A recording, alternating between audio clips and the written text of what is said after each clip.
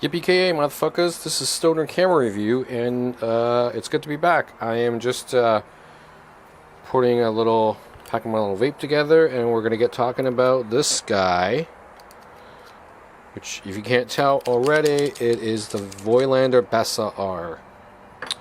So, I want to showcase some of the weed I've been growing. It's yard grown. Harvested about a week ago, and my drying method is just packing up in paper bags. So, been doing a little harvesting. I think it went pretty well this summer. People say things like good weed is really in how you cure it, and I am a firm believer in that. I don't know what the strains are, but if you guys have any ideas on or any opinions on this, let me know. But I harvest them basically for optimum THC. Checking the trichomes, make sure they're cloudy. Make sure the hairs are a little turned inwards, the red hairs, and they've been. First, I cut them off in branches. Then I stick them in a paper bag. I run a fan over it. I put them in these like giant paper bags. I run a fan over it, and what do? I just leave it on daily and check once or twice a day. While it gets to be about a little dry out on the outside, I like to start trimming the little buds off, and then.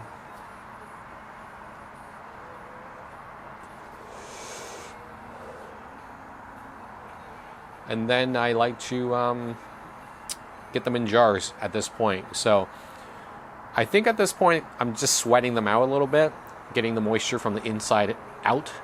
The dry leaves on the ends will help pull the moisture from the inside. And then I just this is not the entirely curing part of the stage. I'm going to transfer this guy back into the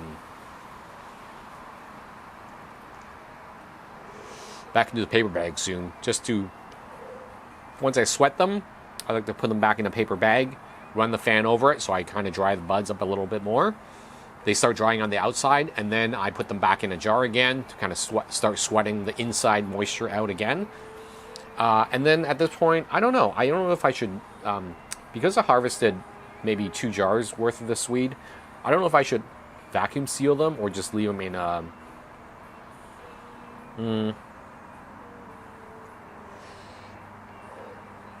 like in a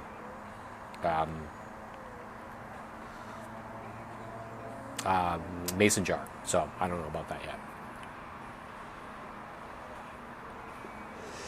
I also haven't tried smoking them yet, so I will give that a go once I am ready to give it a smoke. So, this is Stoner Camera Review. I'm Kenny, and I'm getting high and talking about cameras. So, good news, bad news. My M3 is in the shop. It was repaired, but it jammed up on me as I went and picked it up and tested it. I don't know what happened, so it's going back to repairs again. They repaired some of my loose lugs, which is nice, on my M3, not this Bessa. So out of almost like impulse, I kind of picked up the Bessa R. So, what can I tell you about the Bessa R? Well, it comes in this case, which is kind of neat. The most annoying thing about the Bessa R is these lugs, they hang like this. Kind of annoying. Not a big fan of that. But having said that, I've had a chance to shoot the camera, kind of found out what I kind of like or don't like about it. And there's a few things. So, I mean, people are going to say, oh man, the Bessas and Voigtlanders are like a poor man's LEICA, blah, blah, blah. Well, this is my personal opinion, but you're kind of like a fucking idiot to shoot film. to most people, and I mean most people, I mean non-people in non-photography people, you're kind of a fucking idiot for shooting film in the first place. And you're kind of a fucking idiot for shooting a digital rangefinder like the LEICA M10 that has manual focus. Like, what fucking camera has manual focus these days? Like, it's a fucking digital camera. You're kind of fucked these days if you're shooting a Leica. That's all I'm saying. I mean, no. With the exception, the Leica Q is really cool.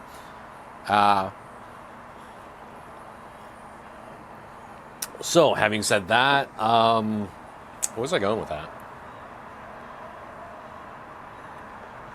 Yeah. The Leica Q, the Leica M10 is kind of in a weird place in that, do you drive a hybrid car and you favor manual steering wheels? Probably not. There's no reason why your camera should have a battery and also just manual focus. So, throw that out the window. The second part I was going back to, you're kind of a fucking idiot if you shoot film, and that's true. Like, who has time to shoot this shit? I mean, we're fucking idiots. But some of us just keep liking film and keep shooting film. And what I found surprisingly nice about the Bessa R is that it is really light. It's such a light camera, and don't kid yourself, this is plastic. The bottom plate is plastic. I'll take this out a little bit. It's a plastic camera, but you know what? For a plastic camera, it's pretty well built. It does what it promises. You might not feel good in the hand. Who fucking cares? It works. It shoots. The viewfinder's amazing. It works a lot more like a traditional Nikon camera per se. It has a sync speed of 125, which I think is higher than the Leica. It's got some kick-ass features, man. Let's just fucking put it that way. It's got selectable frame lines. This camera, I picked it up because the price was good. The rangefinder patch was spot on. There was never anything wrong with it.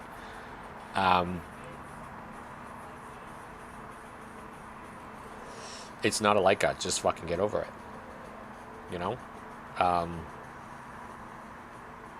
Do I miss my Leica? Yeah. Do I miss carrying my Leica M3 in a camera or in an everyday bag along with a digital camera? Not so much. These Voigtlanders, surprisingly great if you are one of those people that just shoot film and digital and you want to have a light film body just to pack with you. Because some people, this goes back to people that, you get all nerded out over the Nikon F10 and F5s, and they're great, but when you got to carry that shit with another digital camera, you know how fucking heavy that gets? No thanks. Just a light little camera that you can take with you, and repairability wise,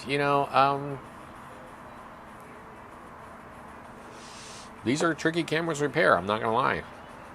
But if they work, they should work a good while. I would just suggest you get one that has a working rangefinder patch that, works and is accurate. Things I don't like about this camera. I don't like the coating on this camera. It's kind of rubbing off already and kind of a little sticky at points. But you know what? Thank God for 21st century rangefinders. I can actually see what film I'm shooting, which is nice compared to a Leica. Yeah, with Leica, you never know what film you're shooting unless you put the little tag. Oh, wait, I don't have those either. I don't know. Anyways, it's surprisingly not as loud as I thought it would be. I mean, it's not the quietest camera, and I mean, if you're picking about the quietness of the Voigtlander versus a Leica, then you got lots of other you got your own problems.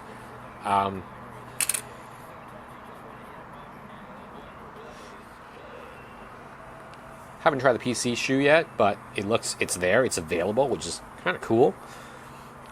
If you're ever in the studio and you're shooting some shots, pretty easy to plug one of these to your pocket whizzer and fire a few off. A couple other things about this that I like. It's got a working meter. Fucking great. It only takes like a screw mount. So if you got an M mount lens, you're kind of out of luck with this camera. I guess you can opt for like Bessa M3, R3. I think there's an R4M and an R4. You can go for basically any other Bessa is going to have an M mount. So you kind of screwed with that. But, you know, if you're a 1 or 2 lens mount guy, it's fantastic. I'm a big fan of these, the older screw mount color scope art. It's a 35mm 2.5 lens, super compact, and I've now got 2 of these actually. Sharp, super compact, great little lenses for the price. And truth of the matter is, like, once I started using this lens, I didn't really want to put a heavier lens on it, and I just didn't care for, you know, the Summicrons or the heavier lenses, and it goes so well with a lighter rangefinder that you actually do appreciate the weight. You really do appreciate the weight on this camera because it's plastic, and plastic is fine.